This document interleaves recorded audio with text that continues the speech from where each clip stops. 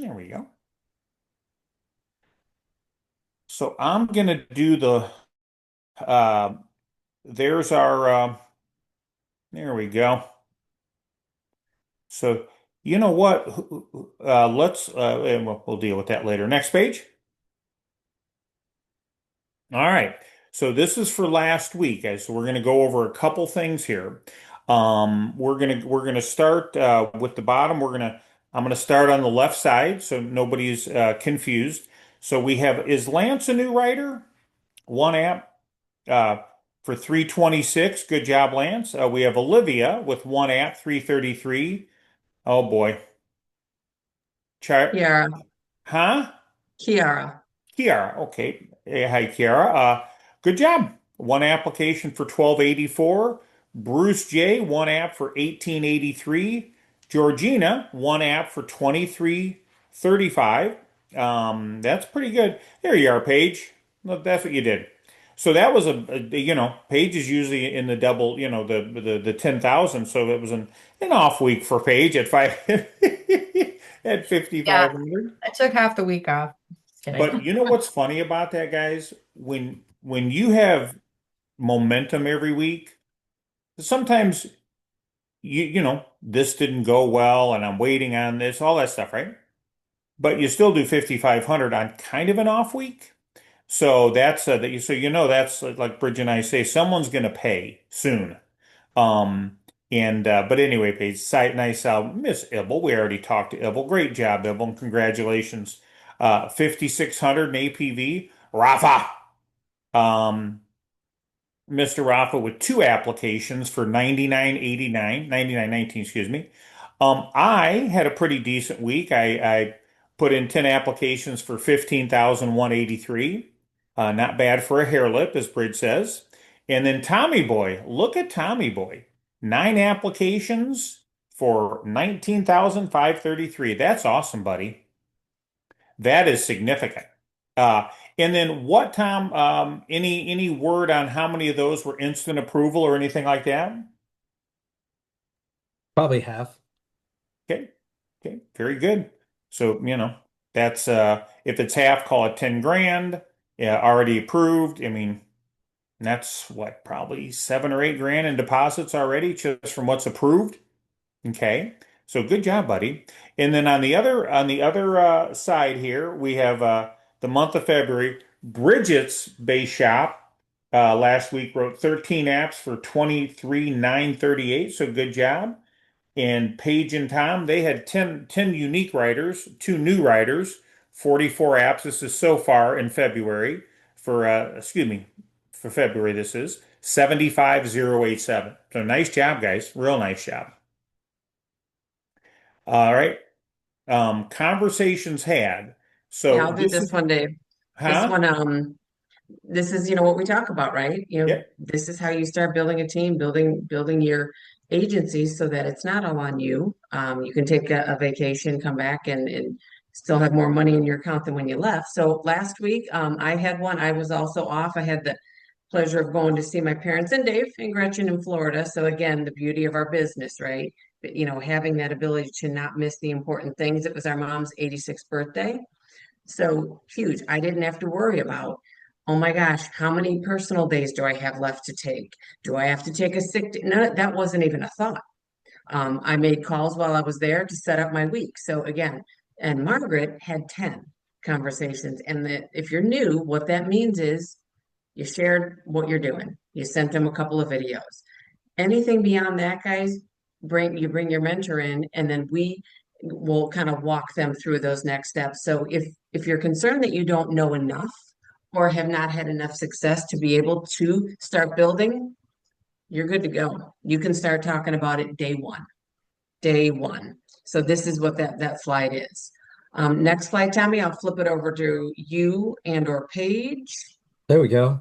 Well, let's let Paige introduce her new writers. This is awesome. Happy too. So Bruce coming in as a brand new writer and Kiara as well. Both of these guys are not like brand new first time here this month. They've been around for a little bit, but life does life, right? Things get crazy. Sometimes we start an opportunity and we have to put a pause for whatever reason, and then timing just aligns a little bit better down the road.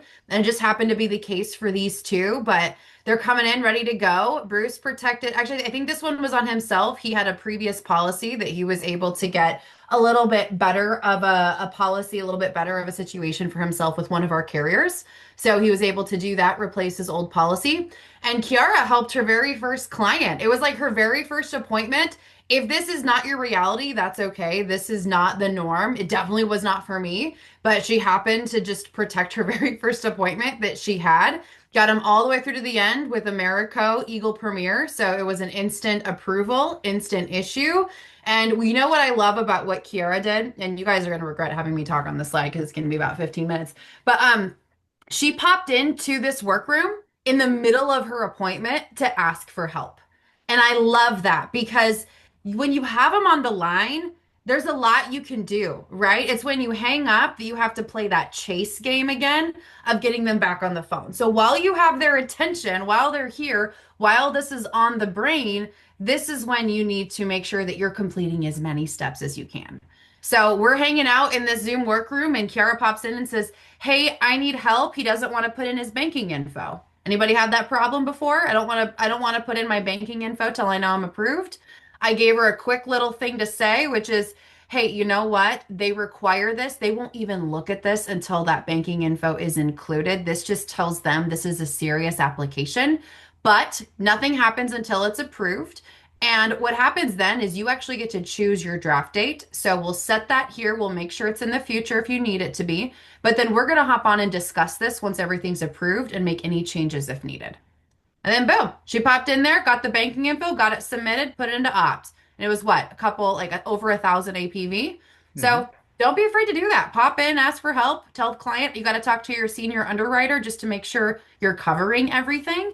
Then boom, pop in here, ask for some help. That's awesome, Paige. That is so good.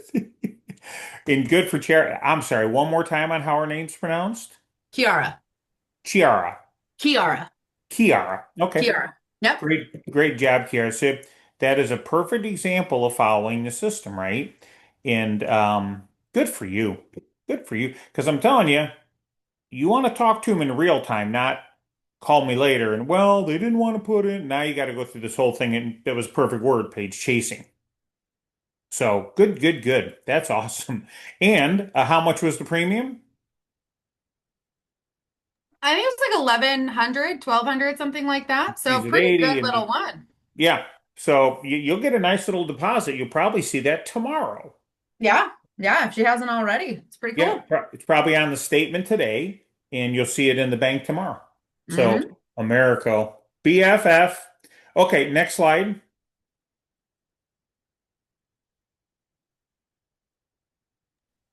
That was you, Tommy, but it was just talking about the workroom. Off we go. Yeah. So I'll throw it back over to you, Dave, to talk about what you wanted to go over today. I Okay. know we're running a little long. Yeah, but for those of you who know me, I think where I can add the most value is in the sales process. Um, uh, there's you talk to 10 top agents, everybody does the presentation. Maybe it's just a teeny bit different. So there's not just one way, but there are some characteristics that are applicable to no matter what your process is. And that is, and John, you mentioned it, being genuine, right? Not worrying about being robotic. And it's it's it's a catch 22, right? Because you do need to learn the system, point A, point B, point, you do need to learn that, right? But you don't need to get obsessed with it. So I would rather, an agent uh, not know what they're doing like I did on my first appointment and just bond with people, right? And say, hey, you want to do this? Okay, pick an option. I mean, literally, you could do that with some people, couldn't you?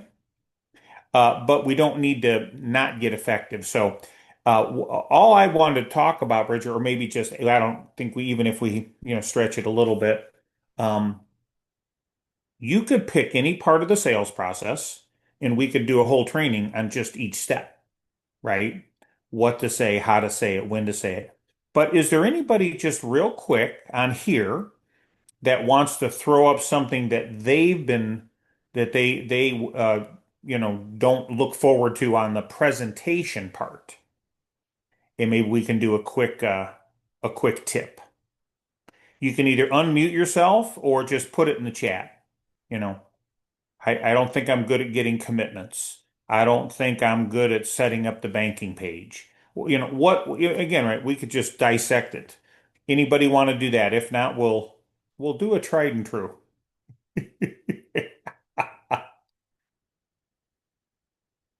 Am I missing anything, Bridge? Bueller, everybody's perfect? No, no, How I think, about how about uh can you just give me the quotes? They always want to rush. Everybody always wants to rush. Even when I do the setting the appointment call and you're like, "Can you get out a piece of paper and write down my name?" They're like, "Cool, cool, cool." Just like everyone's always in a rush. So that You would be bet. my Good question, Rob. Good question, buddy. Um, so this is when you're on the when you're kind of starting the presentation part. Is that correct? Yeah. Well, I guess, buddy, the first thing I would tell you and everybody, guys, if and Bridge and I always laugh about it, not to say that's a bad person, because it's not. But I always kind of lean on and rely on when I'm trying to figure things out. Either they're our peeps or they're not our peeps. And typically the people that write business are nice. They're not combative. They're congenial. How's that, Bridge, for the word of the day, congenial? And we don't have to wrestle with them, right? Because if we're engaged in a wrestling match from the get-go, it's probably not one of our people. Now, having said that, Rob, um, doesn't mean, they could be our people, but maybe they're just in a hurry or they're anything like that. So again, different people. I'd love to hear what everybody else says. But what I do is, here's how I'd start the call. Hey, Rob, Dave Lappin, we spoke the other day. We were going to talk about the options for the mortgage protection. Do you have a couple minutes to talk? They should say yes, right? If we set the appointment right. Um, yeah, like Brace, sometimes they don't know our process. So, remember the first step is build a little rapport. Let's say you did that, Rob, and then they jump in and say, well, I'm kind of in a hurry. What are the quotes? Right? I would say, you know what, Rob, we're going to get to that in just a minute. But I want to make sure that I have the right quotes for you, and we're talking about what's best for your family. So we'll get to that in just a minute, but I don't want to give you the wrong information. Now, all we can, and then I'd go right back into where I was in my process, right?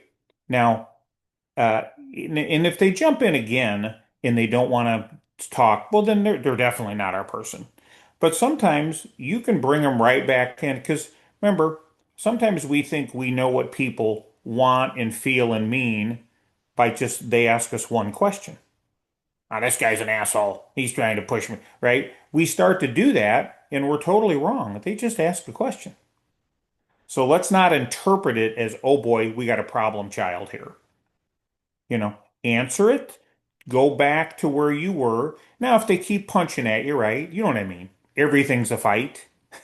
Well, that's not going to be our person. But that's how I would handle that. Anybody else want to add to that? I I think think that's that's spot perfect, on. Dave. Go Yep. ahead. Yeah, I think that, if remember, we're the stimulus that creates their response. So if we're just nice and easy, like Dave did, yeah, no problem, I get it. I'll get to that in just a second. But I do want to make sure, I have a couple of quick questions. Make sure I'm giving you the right options. Are we good there? I always like to say that, oh, I'm like, are we good there? Um, and they'll be like, oh, yeah, yeah, okay. They don't know. Maybe they've talked to somebody that it was this big 2 hour strong arm, presentation. They don't know. Hmm. So it's just nice and easy, and then you're right back into your process. And that simply comes from reps. That just comes from reps. That's all that is. So that's all I wanted to add there. Paige, what do you have? Yeah, same thing, right? You are the stimulus that creates the response, so you can deflect that pretty quickly by exactly what Dave said, right? And I say the exact same thing. We're going to get to that, I promise. I just want to make sure I'm giving you the exact right options first, otherwise it just doesn't make sense. So let me just make sure, and then I just go right into it. I don't give them an opportunity to respond to that. It's just like in the booking call, right? They'll say whatever and you're going to absorb it and then continue on, right? It's not a conversation. You're just going to take control and move right along. If they interrupt you, and you're going to get people like that, but it's not the norm, right? You're going to get some people that are a little more type A. You're going to get people that are a little bit more like hard to deal with. And again, that's not the norm. But if it is, I have had people where I have not shown them the options because they were being rude and we just ended the call. Mhm. Because that's like what you have. That's in your arsenal. And once you show them your cards, it's over. You don't have any more control in the situation anymore. So hold on to that until you're in a position where, first of all, you're giving them the right options. Otherwise, this is a waste of time. And that you're in a place where you feel like they can hear it, right? They're listening, they've bought in, because that's the only way you're going to make a sale. You will never make a sale by giving them the numbers early, ever. Never convinces people to buy. So just know that. Hold on to that and keep control of the conversation. Real quick, Abel, I'll get you the page again for a new person. That's a little advanced, but that's so good. It's so good. You're protecting your own self-esteem by doing that because if people are just being hard to deal with and they're pushing you to give them the numbers, Paige is right. That's your secret sauce. That's what they want to know. And if they're rude, you're going to give them the numbers, and then they're going to be real disrespectful to you and you're going to get off the phone feeling bad about yourself. So again, doesn't happen a lot, right, Paige? But you know, if you say, hey, do you like this idea? I don't know. It just depends on the numbers. Well, the numbers don't really matter unless you're on board. I guess what I was asking is, do you feel this? I don't know. I need to. Now that's rare, but it's fun to say, well, look, I think we're done. You need to go find another agent, but you have a good day. Um, and so again, it doesn't happen a lot. But what we can take out of that, maybe page for a more a new person, is the same principle. If they're not on board, they're not going to pick a plan. That's why you always have to have that question. So this is what I'd recommend. So Paige, let me ask you if we can find something that fits into your budget and get you qualified, right? That's the second part. You got to get qualified. But if we can do those two things, do you like this idea? Do you think a policy like this would be nice for you and Hunter to have for when your time comes? That's how you ask that committing question. And we could go on about this a good yes and not a good yes and all that. But I guess, Rob, we're getting into our stuff, right? But that's how I would handle that. But for the new people, remember, wouldn't you guys say that's kind of the exception? You know, we don't get people on the phone on the appointment side that are difficult typically. They want to play ball. But if they get a little off track, we do need to know how to bump them up back on track. And like Paige said, you don't wait for the approval or wait for dead silence. Remember, we're taking the train to the station, not them. So we got to keep on trucking to the end result. So yes, Miss Evel. Hey guys, I just want to build a little bit on what you're doing because I feel like I heard this like just go back to your process, just deflect it, but this analogy really worked out well, and I don't think it's been mentioned, is basically treating it like they're a patient that's come into your doctor's office. You have to diagnose them before you can give them the right medication and the right dosage. However, you also have to make sure they really care about the problem. If they come in because, they have headaches every once in a while, and you're asking them a bajillion questions, they're like, I just wanted some Tylenol. Like they don't really care what the solution is, right? Or if it's not a big deal to them, they're not going to care about all the side effects of the medication. They're just be like, well, I just don't need that anyway. Like you've got to have them on board, like you were talking about. But I also wouldn't explain that to the person that's giving you a hard time. I tried to do that once, it didn't work out. So, when they come in, you're just saying, okay, I need to have this information first before I can give you the right quotes. I understand you want the numbers. But then you also have to make sure that the problem that they're trying to fix is actually a problem. Because sometimes people see the ad and they see, oh, I want $500,000. Okay, great. Why? They have no idea, right? Then they're never going to buy it anyway, no matter what the price is. So just having that mental image of, hey, I got to diagnose this person so I can give the right options and make sure it fits their situation. And like one or two, don't give too many because I am the queen of giving too many options. The first time I did quotes, Paige is smiling at me. I was asking her about what I should quote, and I literally was going on and on and on. She goes, "Are we still talking about the same person?" I said, "Yeah." She goes, "You're done. Like, don't do anymore. So just a couple more is okay. Just a couple. That's it. Because you're probably gonna pivot in the middle of the appointment anyway. So don't have too many prepared. But I just wanted to put that mental image in your brain because it really helped me out. Thank you. Well, that was good. That was real I don't good. know who I heard it from, so I somebody on some call many moons ago told it, so I didn't come up with it. Well, that's the value of Probably plugging in, you. right? We all use stuff that we've heard somebody else say. Okay. All right. Well, I know we're a little long. Anything else any leader wants to add or any other real quick question?